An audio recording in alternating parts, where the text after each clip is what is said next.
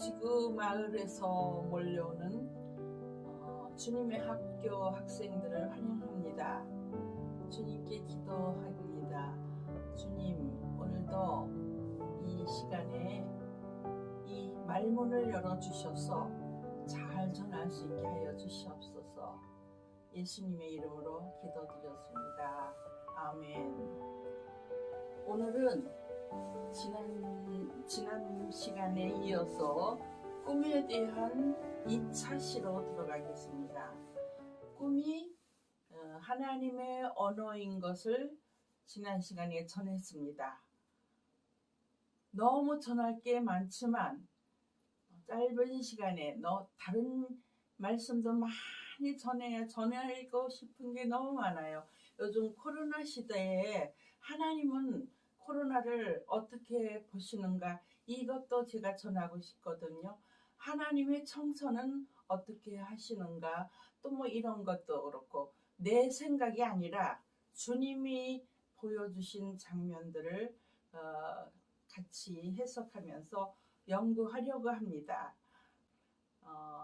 다음 시간에는 3차 시로 꿈에 대한 소개를 마치고 성경으로 들어가려고 합니다. 나의 간증과 함께. 그런데 너무 시간이 짧아요. 짧은 시간에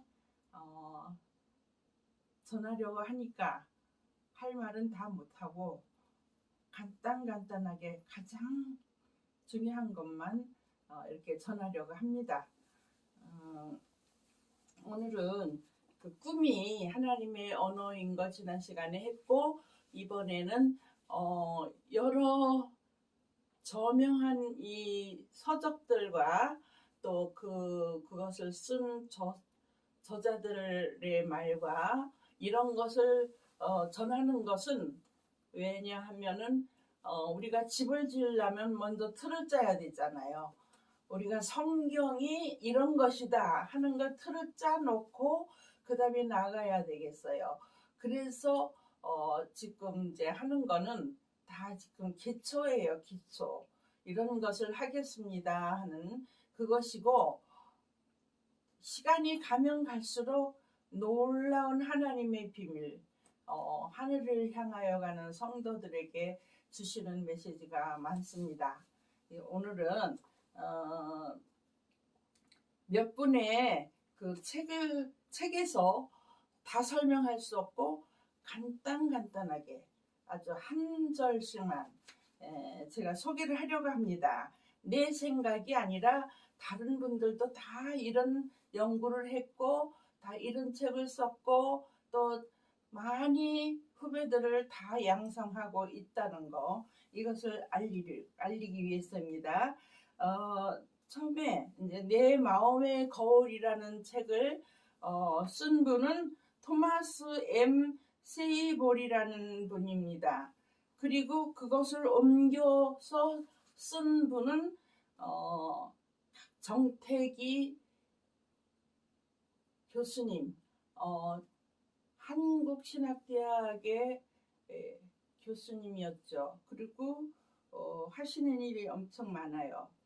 제가 처음에 그분의 그 강의를 들으면서 많이 알게 됐습니다.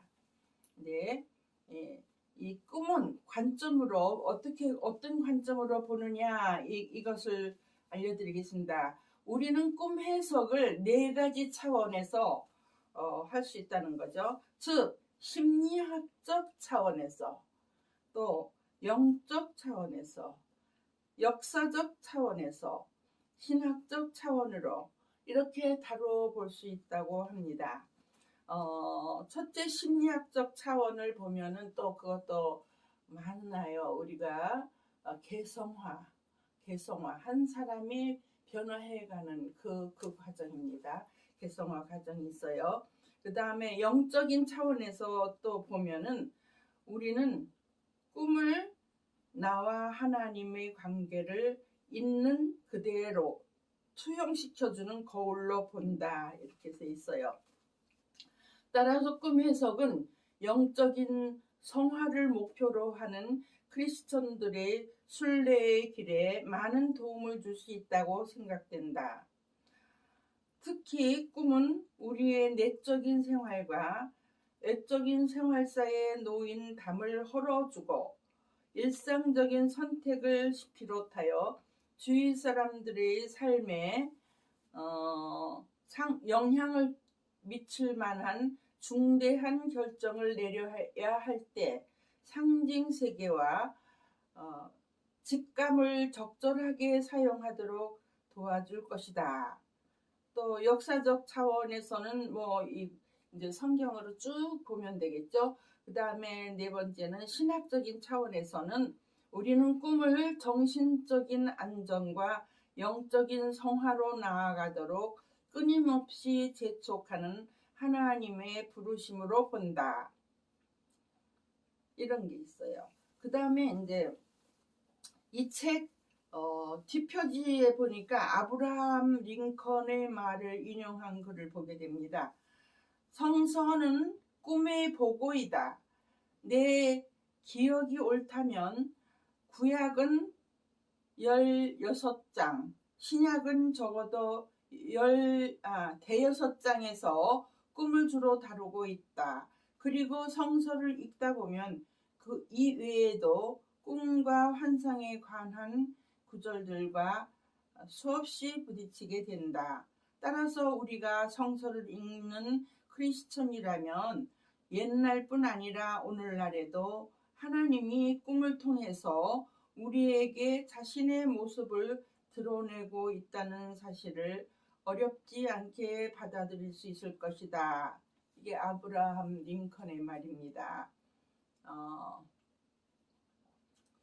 그리고 이런 글도 또 있어요.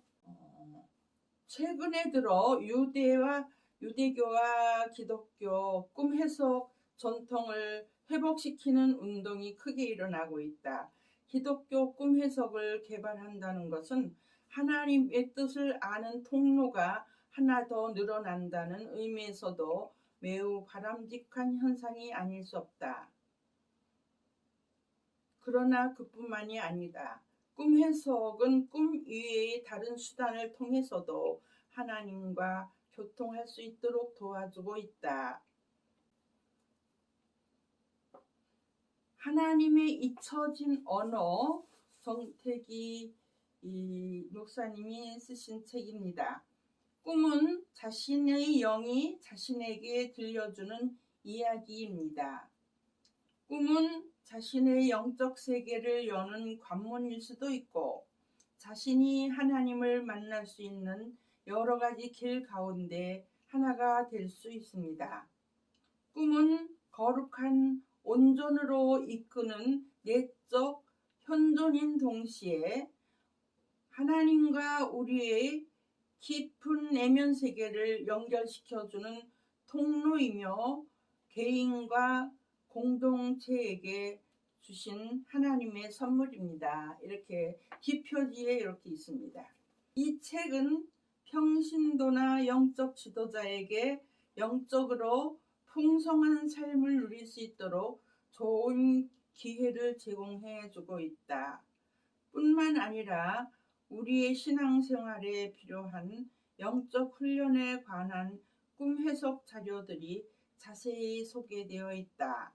이 책은 우리의 삶을 변화시킬 뿐 아니라 하나님과 우리 자신 또한 세상을 바라보는 올바른 시각을 갖도록 도와줄 것이다. 이렇게 서문에서 또 저자가 말하는 것이 있습니다. 꿈, 내 마음의 거울, 내 마음의 거울입니다. 제가 너무 시간이 없으니까 이렇게 조금 말했지만은 나는 꿈을 꾸면서 정말로 놀라운 그 무의식 세계, 또 하나님의 세계, 성경 속의 세계, 그리 들어갈 수 있었어요. 그래서 우리가 꿈꾸는 사람도 있고 꿈을 안 꾸는 사람들은 활동적이고 부지런해서 꿈을 꿀 시간이 없어서 아마 못 꿀 수도 있을 것 같아요. 나 같은 경우는 정말 죽어가면서 맨날 잠을 이 교통사고 머리와 전신을 다 충격 타박을 해서 잠이 뭐 아마 종일 자라 그래도 24시간 자라 그래도 모자랄 거예요. 그렇게 잠이 많았어요. 그런 중에 하나님께서 임하셔서 꿈을 많이 꿨는데요. 정말 상상도 못할 세계로 들어가게 됐습니다. 그래서 저는 이제 하나님의 나 처음에는 이제 우리가 어렸을 때는 예수 믿으면 이제 열심히 교회에서 하는 대로 따라하고 하지만 내가 이제 새 사람이 되어서 거듭나서 새 사람이 되어서 이제 또 학교에 또 내보내시는 기적을 이루셨잖아요. 그런데요, 그때는 내가 세상 보는 눈이 완전히 새롭게 됐어요. 옛날에 보던 그런 세상이 아니더라고요. 제가 학교에 가려고 이 시외버스를 타고 경기도 거기 학교를 출근할 때면 그 남한산성 그 옆쪽 그 길을 많이 다녔는데 그 나무들을 보면서 참 내가 전에 보던 그 나무가 아니더라고요. 정말 하나님 세계를 보면서 다녔어요. 너무 놀랐고 그러니까 세상을 보는 눈이 아주 달라질 거죠. 그래서 어렸을 때는 하나님께 순종하는 법을 배웠어요. 순종하는 법. 내 생각과 전혀 다른 길로 인도하시면 그거 얼른 알아듣고 가다가 길을 바꾸기도 하고요. 그래서 제가 이렇게 주님 따라가면서 어려운 일이 많이 있잖아요.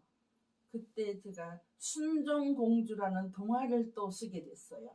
그것도 여러분에게 이제 한마디 하겠는데 내가 이게 여기 우리 그 들어오면은 주님의 학교에 들어오면 댓글을 많이 달아줬어요. 참 너무 고마워요. 반갑고 고마웠어요. 그런데 나는 지금까지 누구한테 댓글로 답을 못 써요. 그걸 이해해 주면 좋겠다. 그런데 댓글 들어오면 그건 다 읽어요. 읽으면서 그 사람에 대해서 고맙게 생각하고 또 기도하고 그 사람을 위해서 기도하고 이거는 제가 잊지 않고 합니다.